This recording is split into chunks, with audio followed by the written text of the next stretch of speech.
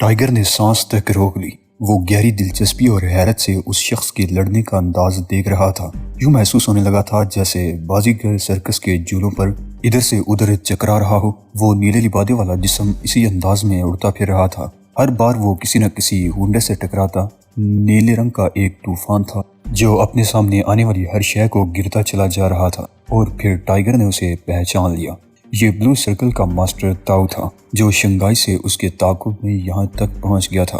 اس ناگہانی مدد نے ٹائیگر کے جسم میں بجلیاں سی بر دیں۔ اپنی تاریک کمین گاہ سے اچھل کر باہر آ گیا اور ان لوگوں پر ٹوٹ پڑا جو کچھ دیر قبل اسے گھیرنے کی کوشش کر رہے تھے، اور اب سب کے سب ماسٹر تاؤ کی طرف متوجہ ہو گئے تھے۔ انہوں نے ٹائیگر کو وقتی طور پر نظر انداز کر دیا تھا، لیکن یہ ان کی غلطی تھی، اور اس فروگزاشت کا انہیں اپنی زندگی دے کر ازالہ کرنا پڑ رہا تھا۔ ٹائیگر نے آخری آدمی کو موت کی آخری ہچکی سے ہمکنار کرنے کے بعد ماسٹر تاؤ کی طرف دیکھا۔ ماسٹر کے ہونٹوں پر بڑی ہی دل فریب مسکراہٹ جمی ہوئی تھی۔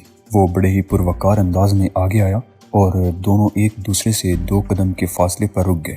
پھر ماسٹر تاؤ کا ہاتھ مسافے کے لیے آگے بڑھا۔ ٹائیگر نے وہ ماسٹر ہینڈ بڑی محبت اور نہایت احترام کے ساتھ تھام لیا۔ خوش آمدید ماسٹر تاؤ، اس نے کہا، اور اس کے ہونٹ ماسٹر تاؤ کے ہاتھ پر جھکتے چلے گئے۔ ماسٹر تاؤ نے ٹائیگر کو ساتھ لیا اور فوراً ہی ساؤچی کے گھر سے نکل آیا۔ دونوں دریا کی طرف جا رہے تھے جہاں ماسٹر نے ٹوٹے پھوٹے اور متروک ٹیک پر اپنی کشتی چھپا رکھی تھی۔ وہاں پہنچتے ہی اس کی کشتی دریا کی لہروں پر بہنے لگی۔ وہ بہاؤ کے موافق رخ سفر کرنے لگے۔ 1 گھنٹے بعد ماسٹر تاؤ ٹائیگر کو لے کر دریا کے کنارے واقع ایک کسان کے جھونپڑے میں پہنچ گیا۔ اس دوران میں ماسٹر نے ٹائیگر سے اس کی ساری کہانی سن لی تھی، اور جھونپڑے تک پہنچتے ہوئے اس نے گہری خاموشی اختیار کر لی تھی۔ جب وہ کھانے کے بعد موم بتی کی روشنی میں ایک دوسرے کے آمنے سامنے بیٹھ گئے، تب ماسٹر تاؤ نے گہری نگاہ سے ٹائیگر کی طرف دیکھتے ہوئے مسکرانا شروع کر دیا۔ اس نے ایک طویل سانس لی اور بولا، میں آپ کی محبت کا قدردان ہوں ماسٹر تاؤ، لیکن آپ کو نہیں آنا چاہیے تھا۔ ہاں، ماسٹر نے تائید میں سر ہلاتے ہوئے کہا، مجھے یہاں نہیں آنا چاہیے تھا، حالانکہ حقیقت یہ ہے کہ تمہیں شنگھائی میں قدم رکھنا چاہیے تھا۔ بہرحال میں تو تمہارا شکریہ ادا کرنے آیا تھا۔ تم نے شنگھائی میں جو کارنامہ سر انجام دیا ہے، وہاں کے لوگ اسے زندگی بھر نہیں بھول سکتے۔ میں ذاتی طور پر بھی تمہارا بے حد شکر گزار ہوں۔ یوان کی طبیعت اب کیسی ہے؟ ٹائیگر نے موضوع بدلنے کے لیے پوچھا۔ اس پر بے پناہ تشدد ہوا ہے۔ اندرونی چوٹیں ٹھیک ہونے میں خاصا وقت لیں گی، تاہم وہ زندہ رہے گا۔ ہوش میں آنے کے بعد دیر تک اسے اپنی زندگی کا یقین نہیں آیا تھا۔ ماسٹر تاؤ نے جواب دیا، چنگلی اور لیانگ بھی تمہیں بہت یاد کر رہے تھے۔ اس ہیڈ کوارٹر کی تباہی کے بعد شنگھائی میں ریڈ سرکل کی اب کیا حیثیت رہ گئی ہے؟ ان کے بیشتر کارآمد آدمی موت سے ہمکنار ہو گئے ہیں۔ اس طرح وہاں ریڈ سرکل قوت اور دولت دونوں ہی معاملوں میں دیوالیہ ہو چکا ہے۔ ماسٹر تاؤ نے مسکرا کر کہا، سنا ہے ان کے بچے کچھ لوگ ہانگ کانگ چلے گئے ہیں، یا پھر یہاں پیکنگ میں بلیک سرکل میں آ کر شامل ہو گئے ہیں۔ ٹائیگر نے اس بات میں سر ہلایا اور ماسٹر تاؤ کی آنکھوں میں دیکھنے لگا۔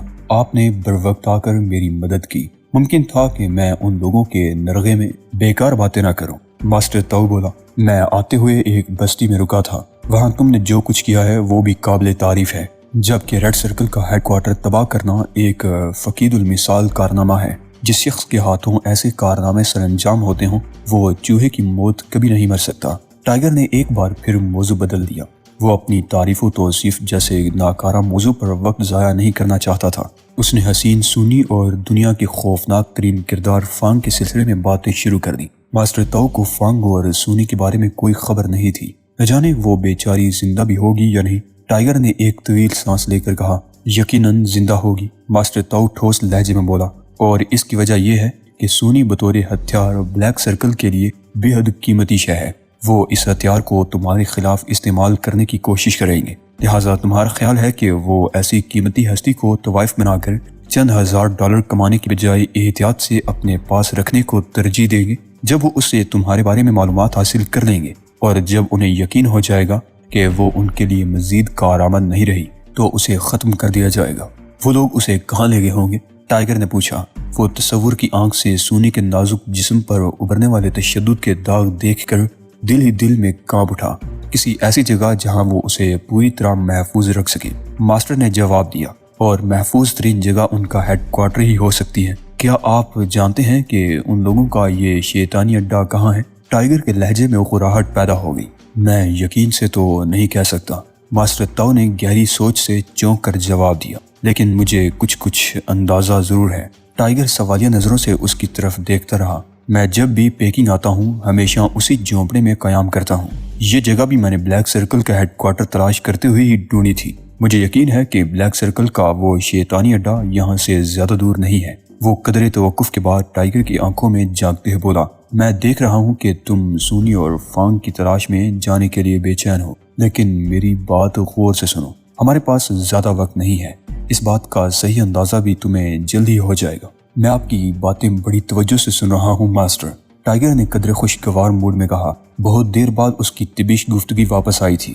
بلیک سرکل کے شیطان اس حسین لڑکی کو اس انداز میں استعمال کرنے کی کوشش کریں گے کہ تمہیں اس کی زندگی بچانے کے لیے اپنی زندگی کی بھیڑ دینی پڑے، لیکن وہ ایسا اس وقت تک نہیں کریں گے جب تک کوئی اور خاص حادثہ نہیں ہو جاتا۔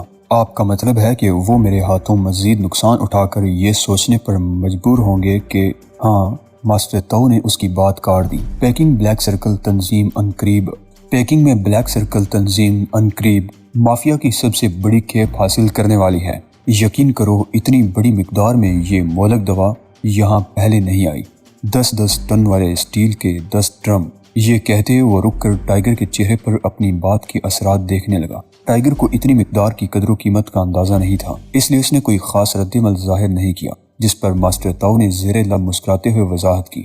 برما کی شمالی علاقے تھائی لینڈ اور لاؤس مل کر بناتے ہیں۔ اسے منشیات کے سمگلروں میں گولڈن ٹرائی اینگل کہا جاتا ہے اور بیشتر افیون اسی مثلث کے ذریعے نقل و حرکت کرتی ہے۔ میں نے تمہیں مافیا کی جس کھیپ کے بارے میں بتایا تھا وہ دنیا بھر میں غیر قانونی افیون کا 3/4 حصہ ہے۔ گویا بلیک سرکل تک جو اب پہنچنے والی ہے یہ سالانہ کل پیداوار کا 10واں حصہ ہوگی۔ ٹائگر نے اس بات میں سر ہلا دیا۔ اب اسے اچھی طرح اندازہ ہو گیا تھا کہ کھیپ کی صحیح قدر و قیمت کیا ہے۔ ماسٹر تو کہہ رہا تھا، کچی افیون سے خام مارفیا کی تیاری آسان کام ہے اور یہ کام پوسٹ کے کھیتوں کے قریب ہی ممکن ہے، لیکن سب سے طاقتور، خالص ترین اور بہترین قسم کی تیاری ایک بے حد مشکل، مہنگا اور پیچیدہ کام ہے۔ اس کام میں ہانگ کانگ کے چیوچائی کیمسٹوں کی خدمات حاصل کی گئی ہیں۔ اس کی ہیروئن مارفیا سے 10 گنا طاقتور ہوتی ہے، لہٰذا 10 سے بلیک سرکل 10 ٹن کے لگ بھگ ہیروئن تیار کر سکتا ہے۔ مقدار 5 لاکھ نشے بازوں کی سالانہ ضرورت پوری کرنے کے لیے ہوتی ہے، اور منشیات کے عادی لوگ اتنی تعداد میں صرف رماستہائے متحدہ امریکہ ہی میں موجود ہیں۔ ماسٹر نے خاموش ٹائگر کی طرف دیکھا۔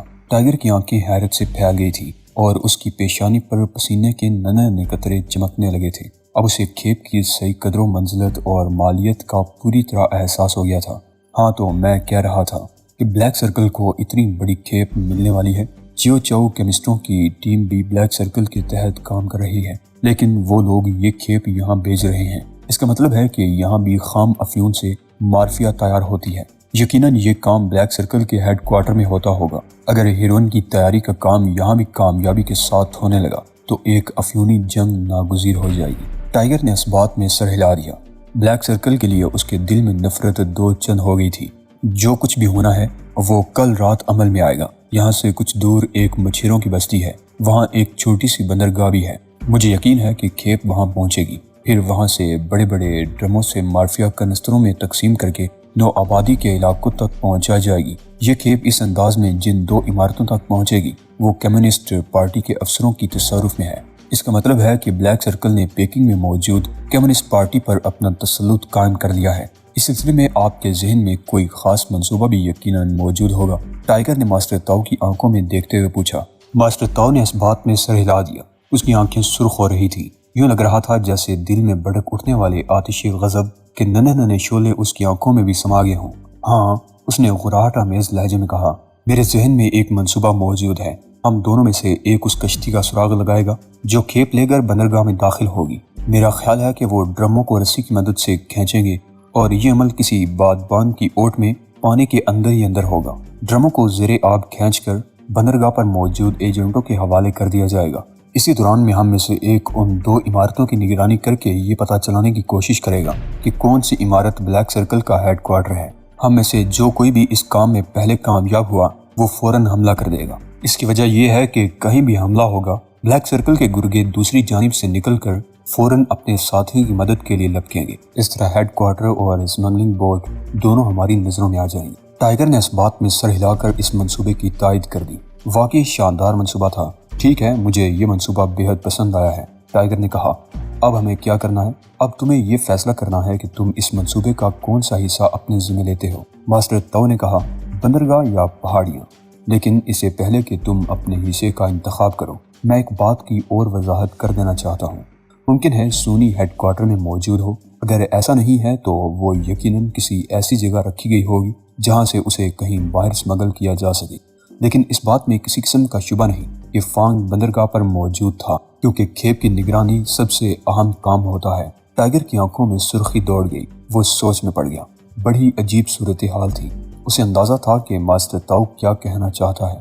دوسرے لفظوں میں اس نے اسے ایک امتحان میں ڈال دیا تھا کہ وہ یا تو فانگ کو قتل کرنے کا کام اپنے ذمہ لے لے یا پھر سونی کو بچانے کا فرض ادا کرے۔ اگرچہ سونی سے اس کی ملاقات چند روزہ ہی تھی، لیکن وہ اس کے دل میں اس حد تک گر کر گئی تھی کہ وہ اسے اپنی دھڑکنوں میں محسوس کر سکتا تھا۔ اس نے نگاہ اٹھا کر ماسٹر تاؤ کی طرف دیکھا اور مسکرانے لگا۔ ماسٹر، اس کا لہجہ بے حد عجیب اور ناقابل فہم ہو گیا تھا۔ میں سمجھتا ہوں کہ مجھے بندرگاہ کا کام اپنے ذمہ لے لینا چاہیے۔ میں جانتا ہوں کہ آپ سونی کو آسانی سے بچانے میں کامیاب ہو جائیں گے۔ اگر میں یہ کام اپنے ہاتھ میں لیتا ہوں تو میری زندگی کا اہم ترین کام ادھورا رہ جائے گا۔ یقیناً فانگ آپ کے ہاتھوں مارا جائے گا، جبکہ اس کی رگوں سے خون نچوڑنے کے لیے ہی میں نے اس قدر دور دراز کا سفر کیا ہے۔ تو پھر تم بندرگاہ پر جاؤ گے؟ ماسٹر تاؤ نے مسکرا کر کہا، میں تمہاری ذہانت اور اوشان سے محبت کی شدت کا قائل ہو گیا ہوں فرزند۔ جاؤ، آسمانوں کا مالک تمہیں کامیابیوں سے ہمکنار کرے۔ ٹائیگر ساحل کی طرف روانہ ہو گیا۔